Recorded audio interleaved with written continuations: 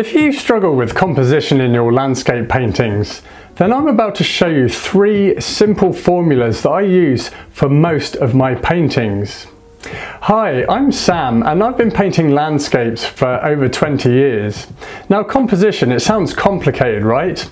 Well, it doesn't need to be. In fact, I use 3 basic composition formulas for most of my landscape paintings. And by the end of this video, you'll know exactly how to use them as well. Now first of all, let's start with what I think is one of the most simple compositions and one that I use frequently in my paintings, and that's the S composition, also known as a compound curve composition. Now the way this works is it uses something like a path, a river, a road, or something like that that leads the eye into the scene. So this is great for creating movement and a feeling of rhythm and motion within your painting, especially works well with rivers. Now if we take a look at this painting here, you might recognize this from one of my previous videos, but when I was designing the composition for this painting, I purposefully incorporated the S composition by having this river in the foreground, and it's leading the eye into the landscape and to the mountain in the background, which is what the painting is about. So this is a perfect example of how the S composition can help to convey a sense of motion and rhythm within your paintings, and it's a great way of leading the eye towards your focal area or area of interest in your painting. Now the S composition doesn't only just create visual interest, but it also helps to create a sense of depth and distance as well. Now then, just to give you some examples, if you look at this painting here, this was a autumn woodland scene that I created, and I used the S composition with the pathway to lead the eye into the scene and to the willow trees that are in the midground. And this composition works really well with coastal scenes as well. If we look at this painting here, again I made another video on this, but I used the S composition just to subtly lead the eye towards the breaking wave, and I was able to create the S composition with some of these foam patterns that are in the foreground here. The beauty of the S or compound curve composition is that it helps to create depth and movement and rhythm within your paintings, and when you look around in nature you can see them everywhere. So next time you create a painting, think about this and see where you can incorporate the S composition into your paintings. Now then, the second composition, and this is one of my favourites, and this is the Steelard Composition. Now this composition was popularised by the great artist Edgar Payne, who incorporated it into many of his paintings, and it works on the idea of unequal balance in the painting, just like an old Steelyard scale.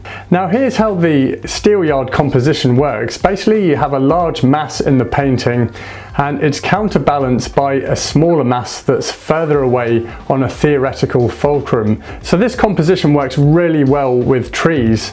For example, in this painting here, if we look at this one, we have the willow tree here, which is the large mass, and it's counterbalanced by the smaller mass of trees which are in the distance, so the willow trees and the pines behind it. And what this composition does is it helps to convey balance overall, even though there may not be a specific focal area within it. This composition's especially good if you're outdoors plein air painting and you want to paint things like trees, and it's an easy composition to remember. Now let me just give you another couple of examples of the Steelyard composition. This one here, the snow scene, again another recent YouTube video of mine, but here the pine tree is the large mass, and then it's counterbalanced by the smaller willow tree that's further away in the midground. So again, it's just implying balance within the painting. And here's another example. So what we've got here is a gum tree that's in the very foreground, which is the large mass, and it's counterbalanced by the pine tree that's in the midground, so forming the Steelyard composition there. So the key thing to remember with this Steelyard composition is to have a heavy element at one side of the painting and then have it counterbalanced by a smaller mass that's further away. As I say, this composition works really well with trees. Now then, the third composition, and again I think is another simple composition, and that's the O or circle composition. And the idea of this composition is to have a circular shape or opening within your painting, often an oval shape. Now I'll give you some examples here. So if we look at this painting, it's of the Bay of Islands in New Zealand, and the water here in the distance is what's creating that opening and that O composition.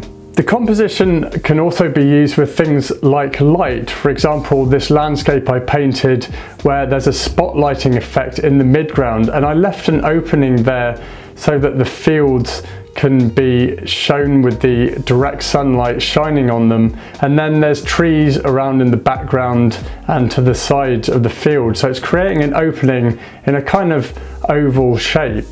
Now another example is this winter scene. So we've got some Lombardy poplars in the foreground and some black poplars in the background that have all lost their leaves. But I create this composition where there's an opening in the middle that's forming the O or circle composition. And it doesn't have to be complicated at all. For example, these two paintings here, again just rural landscapes, have got ponds in the midground, and the pond is forming the O or circle composition, and it's just drawing the eye to this specific area of the painting. Now then, here's the thing, it doesn't need to be a perfect circle or an oval shape, it's more just like an opening in the landscape that's going to draw the eye towards it. Alrighty, so let's recap on these compositions. So first of all, the first composition that I mainly use is the S or compound curve composition. I think this is one of the easiest ones to use. We also have the Steelard composition with the large mass counterbalanced by the smaller mass, works really well with trees.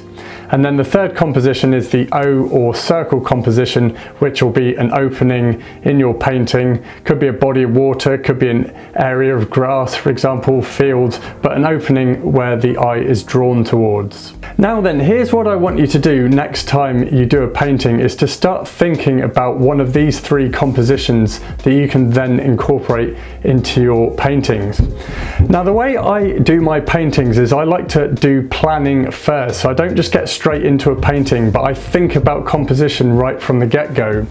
Now the way I do it is I start off with my sketchbook. Now these thumbnail sketches are something that I did recently in my art mentorship program with my students, and this particular painting is of a river scene in the South Island of New Zealand, and it's a perfect example of an S composition.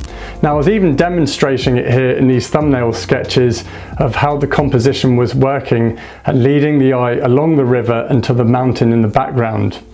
Now the thing about doing thumbnail sketches is you can design loads of quick compositions. May only take about 5 to 10 minutes to do them. I probably wouldn't spend any longer than about 10 minutes on each. But it's a way of getting some quick compositions down, some composition ideas without investing too much time in it. Then once you've decided on your composition, what I do next is I'll then do a final master sketch, and this is going to be the blueprint for my painting. So I'm not going straight into a painting without having done any prior planning. So this way I can create an engaging composition and see the road ahead before I start the painting. Now in this case, once we've done that final sketch, we then created the painting itself. We painted this over a few sessions, but this was the end result. We've got a nice landscape here where the river is the main feature of the painting, and it's leading the eye towards the mountain in the distance. And then there's also some other supporting elements as well in the scene that's helping to, again, lead the eye towards the mountains in the background. So when it comes to composition, and especially if you're learning about it, decide on one of these types of compositions to begin with. You can change the rules later on, but decide on one of these compositions and then start building your painting around it. You don't have to copy photos either. You can change things around in the photos and use multiple different photos as well. Remember, you're trying to create a painting and not a photograph. So there you have it, 3 simple compositions that you can use in your landscape paintings. Let me know in the comments which composition formula are you going to try first in your paintings. Now, if you'd like to learn more about painting landscapes, then check out my free landscape painting blueprint. I've put a link in the description box below. This will really help you to accelerate your painting skills. So if you've been struggling with composition, tonal values, color mixing, creating depth and distance in your paintings, then you'll really like this free landscape painting blueprint. As I say, I've put a link in the description box below. Now then, if you'd like to learn more about painting landscapes, then check out this video here. Thanks for watching, and I'll see you in the next video.